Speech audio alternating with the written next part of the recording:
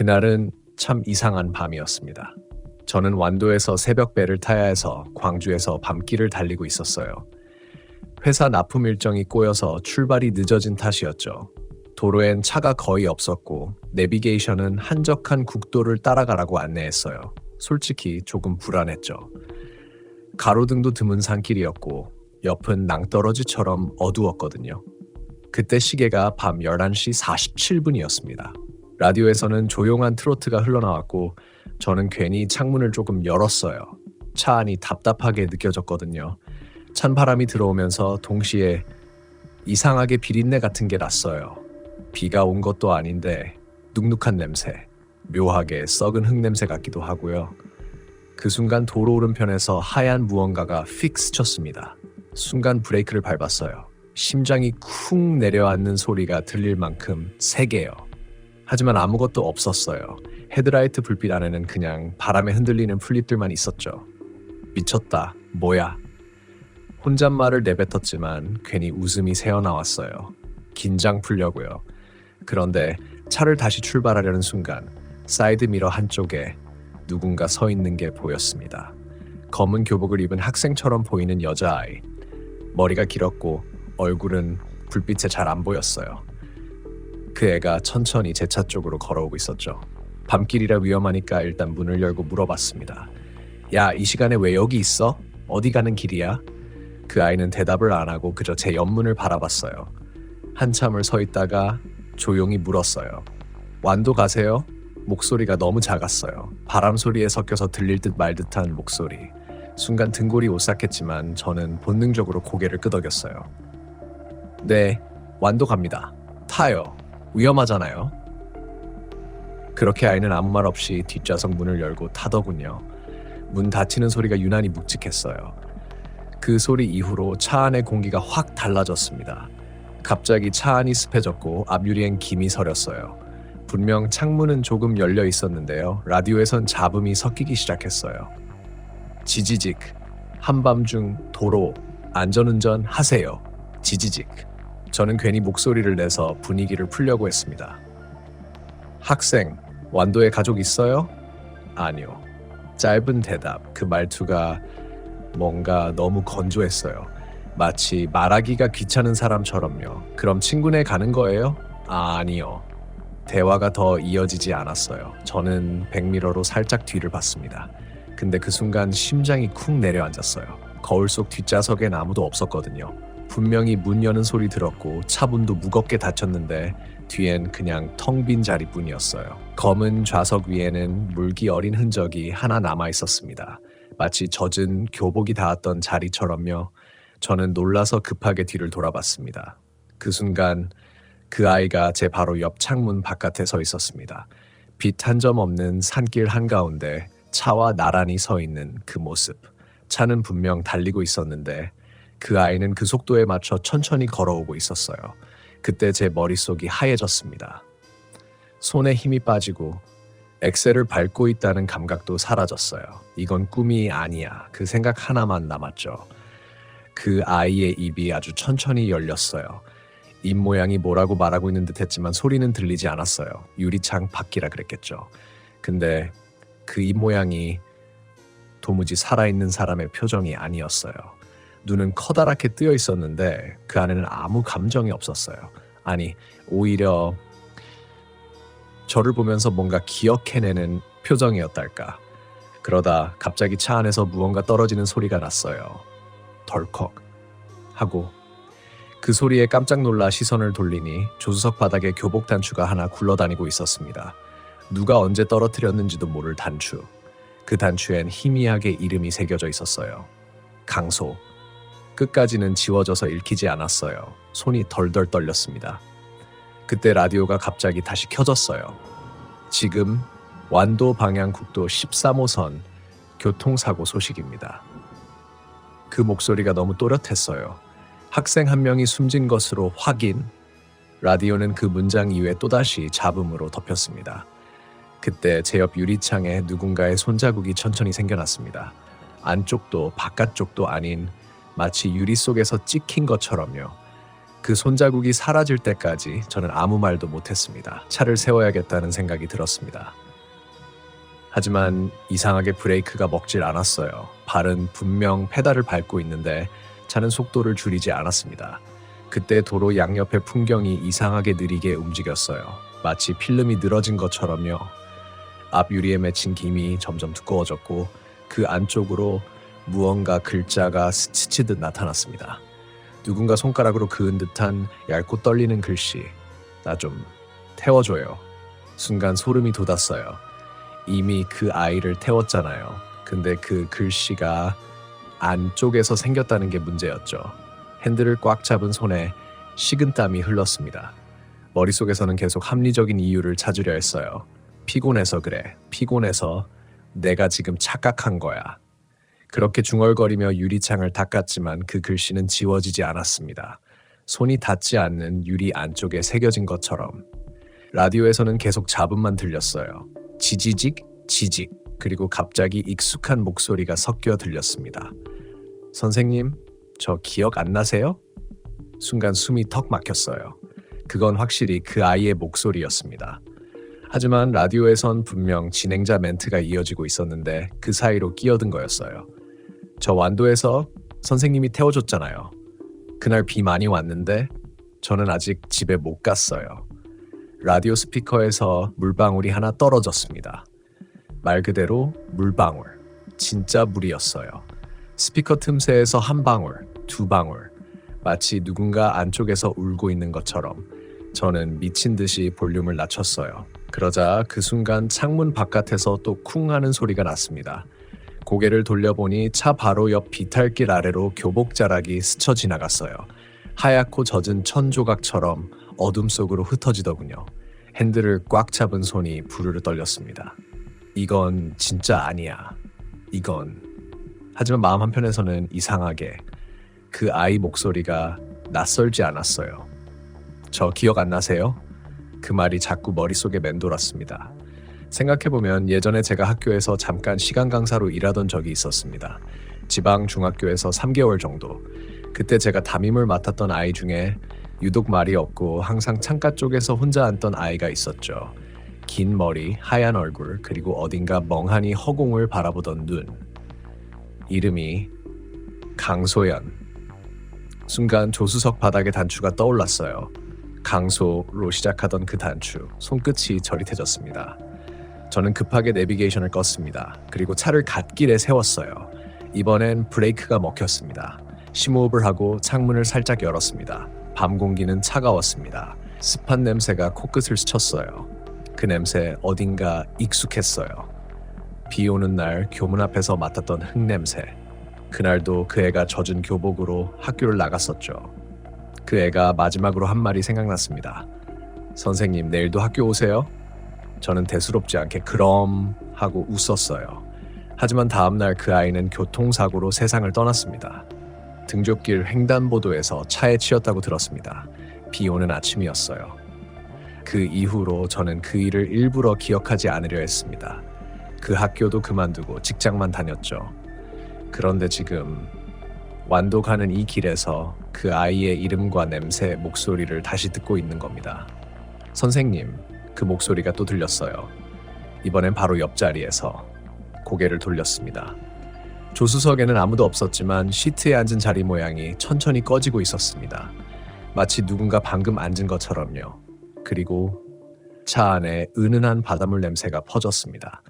그 냄새 속에서 아주 미세하게 숨소리가 섞여 있었습니다. 완도, 데려다 주세요. 저는 그 말을 듣고 마치 최면에 걸린 사람처럼 다시 시동을 걸었습니다. 엑셀을 밟자 차가 부드럽게 움직이기 시작했어요. 앞유리에는 다시 김이 서렸고 그 속에는 똑같이 떨리는 글씨가 나타났습니다. 완도항. 길은 이미 어두워져 있었지만 내비게이션 없이도 방향을 알 것 같았습니다.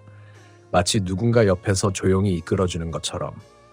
그때부터 기억이 조금씩 흐려졌어요. 의식은 분명 깨어 있었는데 풍경이 현실 같지 않았습니다. 도로 양옆엔 바다가 보였고 물안개가 차창 가까이까지 밀려왔어요. 그 안에서 희미하게 누군가 걸어가고 있었죠. 하얀 교복을 입은 학생. 그 아이는 이번엔 제 앞을 천천히 인도하듯 걸었습니다. 저는 브레이크를 밟을 수도 멈출 수도 없었습니다. 그저 그 아이의 뒤를 따라 달릴 뿐이었어요. 정신이 들었을 땐 어느새 완도 입구였습니다. 바다가 바로 옆에 있었죠. 해무가 지게 깔려 있어서 도로 표지판조차 희미하게 보일 정도였어요. 엔진 소리 외엔 아무 소리도 들리지 않았습니다. 그런데 이상했어요. 내비게이션을 꺼놨는데도 차 안의 스피커에서 여전히 미세한 소리가 들렸어요. 완도항 이쪽이에요. 아주 작고 떨리는 소리. 아이의 목소리였습니다. 저는 무의식적으로 그 방향으로 핸들을 틀었습니다. 그런데 도로가 이상했어요. 표지판은 완도항 방향이라고 되어 있었는데 길은 자꾸 좁아지고 가로등도 하나둘 사라졌습니다. 결국은 시골 마을처럼 보이는 곳으로 들어왔죠. 낡은 가로등 하나, 그리고 바닷바람에 흔들리는 국화꽃 몇 송이, 그 아래엔 오래된 표지판이 서 있었습니다. 완도중학교. 그 순간 머릿속이 하얘졌어요. 제가 몇 년 전 근무했던 바로 그곳이었습니다. 저는 차를 세우고 밖으로 나왔어요. 바람이 차가웠습니다. 소금기와 비린 냄새가 뒤섞여 있었어요. 멀리서 파도 소리가 들렸는데 이상하게 그 소리가 사람 울음처럼 들렸습니다. 학교 정문은 녹슬고 기울어져 있었습니다. 문패도 거의 벗겨졌더군요. 분명 이 학교는 몇 년 전에 폐교된 걸로 알고 있었는데, 그런데 교문 안에서 불빛이 새어나오고 있었습니다. 그 빛은 체육관 쪽이었어요. 창문 사이로 형광등이 깜빡이며 켜져 있었죠. 설마. 저는 조심스럽게 발을 옮겼습니다. 발밑에 자갈이 바스락 소리를 냈고 그때마다 제 심장이 쿵쿵 울렸습니다. 체육관 문 앞에 섰을 때 안쪽에서 웃음소리가 들렸습니다. 아이들 웃음소리. 멀리서 들리는데도 그중 하나의 목소리가 선명하게 들렸어요. 선생님, 내일도 학교 오세요? 그 목소리. 그날 비 오는 아침 우산을 들고 교문을 나서던 소연이의 목소리였습니다. 저는 문 손잡이를 붙잡았지만 손이 떨려서 열 수가 없었습니다. 그때 문틈 사이로 바람이 불면서 안쪽에서 종이 한 장이 날아나왔어요. 그건 오래된 신문 스크랩이었습니다. 물에 젖어 글씨가 번졌지만 기사 제목은 또렷했어요. 완도 중학교 학생 교통사고로 사망, 운전자 도주. 기사는 오래된 날짜였고 그 밑에 흐릿하게 제 이름이 있었습니다. 용의자. 당시 순간 머릿속이 멈췄어요. 숨이 막혔습니다. 그럴 리가, 난 그런 적 없는데. 그날은 분명 비가 많이 왔고 저는 학교 근처를 차로 지나가고 있었습니다. 하지만 사고가 났다는 건 나중에야 들었어요. 경찰이 와서 몇 가지 물어봤지만 증거가 없다고 그냥 넘어갔죠. 그렇게 저는 잊은 줄 알았습니다. 그런데 잊은 게 아니었던 거예요. 그 아이가 잊게 하지 않으려고 지금까지 기다린 겁니다. 체육관 안쪽에서 또다시 발소리가 들렸습니다. 맨발로 바닥을 걷는 소리. 찰박, 찰박, 물 위를 걷는 듯한 소리였습니다. 선생님, 그 목소리가 바로 등 뒤에서 들렸어요. 저는 천천히 돌아섰습니다. 그리고 그 아이를 봤습니다. 하얀 교복, 젖은 머리카락, 눈동자엔 아무 감정도 없었어요. 그저 그때의 그 모습 그대로. 왜 이제야 와요? 그 목소리는 원망보단 슬픔에 가까웠어요. 그 애의 손에서 물방울이 떨어지고 바닥에 번져갔습니다. 그 물 위에 제 그림자가 겹쳐졌습니다. 저는요? 그 아이가 말을 이었습니다. 그날 선생님 차 불빛이 보여서 뛰어갔어요. 그런데 선생님이 못 봤어요. 그때 비가 너무 많이 와서 그냥 지나가셨잖아요. 그 말이 제 귀에 박혔습니다. 순간 기억이 돌아왔어요. 그날 비 오는 길가에서 누군가 손을 흔들고 있었어요. 우산도 없이 젖은 교복 차림의 학생. 저는 그냥 위험하니까 빨리 집 들어가겠지 하고 지나쳤습니다. 그게 그 아이였던 거예요. 미안하다. 제 입에서 저절로 말이 나왔습니다. 정말 미안해. 난 몰랐어. 그 아이는 조용히 웃었습니다. 알아요. 그래서 이제 데리러 왔어요. 그 말과 함께 체육관 불빛이 꺼졌습니다. 순간 세상이 정전된 것처럼 조용해졌어요. 바람도 파도도 멈췄습니다. 그 아이의 눈동자 안에서 파도처럼 검은 어둠이 번져나갔습니다.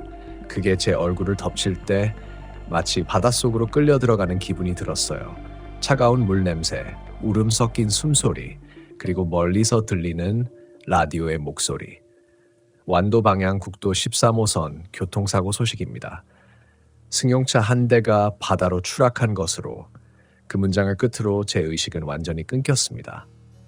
2025 11트 17 컹컹. 아침 햇살이 희미하게 퍼질 무렵 완도항 인근의 해안도로에서 구조대의 무전이 들려왔습니다. 여기입니다. 차량 한 대 확인했습니다. 차량 반쯤 잠겨 있습니다. 조심하세요. 바닷물에 반쯤 잠긴 검은 세단 한 대. 차량 번호판은 진흙에 묻혀 알아볼 수 없었지만 창문 사이로 빛바랜 교복 조각이 보였습니다.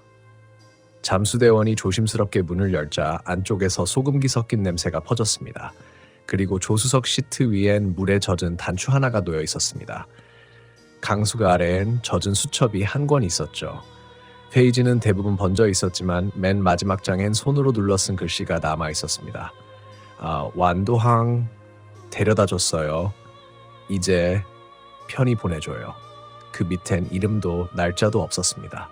잠수원 중원 한 명이 낮게 중얼거렸습니다. 이상하네요. 차 안엔 분명 두 사람의 흔적이 있어요. 한 명은 어제 사고 난 흔적이고 다른 한 명은 최소 10년 전 거예요. 누군가는 농담처럼 말했어요. 10년 전이면 완도 중학교 그 사건 아니야? 하지만 아무도 그 이야기를 길게 이어가지 않았습니다. 해무 속에서 사람의 목소리가 울리면 이 바닷가 사람들은 아무 말도 하지 않는 게 오래된 습관이었거든요. 며칠 후 그 사건은 지역신문 한 구석에 짧게 실렸습니다. 완도항 인근 차량 추락, 탑승자 한 명 실종, 조수석에서 오래된 교복 단추 발견. 그 아래엔 추가 보도도 없었습니다. 그저 작은 글씨로 기상 악화로 수색 잠정정 중단이라는 문장만 남았죠. 하지만 이상한 일은 그 뒤에도 이어졌습니다. 사고 다음 주 월요일, 완도 중학교 폐교부지 근처를 지나던 낚시꾼 한 명이 체육관 창문에 불이 켜져 있었다고 했습니다. 누군가 안에서 움직이는 게 보였다고요. 경찰이 출동했지만 그날 밤엔 아무런 흔적도 없었다고 합니다.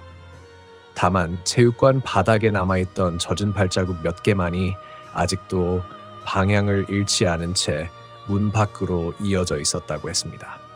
이 이야기를 들은 건 그로부터 몇 달 뒤 완도 파출소의 한 순경한테서였습니다. 그는 무심히 커피를 마시며 말했어요. 그날 구조하러 갔을 때요. 차 안 라디오가 아직 켜져 있었거든요. 그런데 신기하게도 방송이 계속 잡혔어요. 지지직 하다가 갑자기 여자의 목소리가 나오더라고요. 선생님, 내일도 학교 오세요? 그 말이 끝나자마자 그는 담배를 꺼내 물었습니다. 불빛이 잠시 얼굴을 비추더니 그는 아주 낮은 목소리로 덧붙였어요. 그 목소리 라디오에서 나온 게 아니라 조수석 쪽 스피커에서 나왔어요. 그 후 그 순경은 더 이상 그 사건 이야기를 하지 않았습니다. 그도 그날 이후부터 이상하게 차 안에서 물 비린 냄새가 계속 난다고 했습니다. 그리고 지금 이 이야기를 전하는 저는 그 사고 이후에 깨어난 사람입니다. 의사 말로는 바닷물에 잠긴 지 이틀 만에 기적적으로 구조되었다고 했어요.